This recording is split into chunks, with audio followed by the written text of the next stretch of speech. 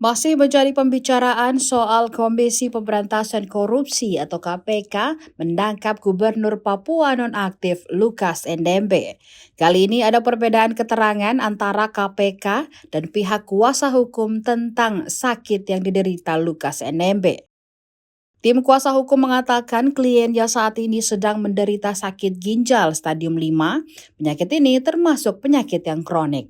Hanya saja pernyataan berbeda disampaikan oleh pihak Komisi Pemberantasan Korupsi. KPK mengatakan saat ini Lukas NMB dalam kondisi yang baik-baik saja.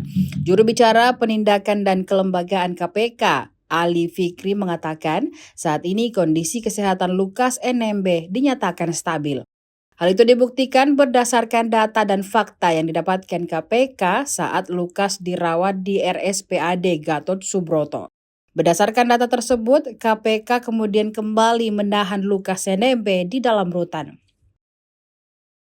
Pihaknya menambahkan Lukas bisa beraktivitas seperti biasa di ruang perawatan, seperti duduk, membaca tabloid, berdiri, hingga bisa berjalan.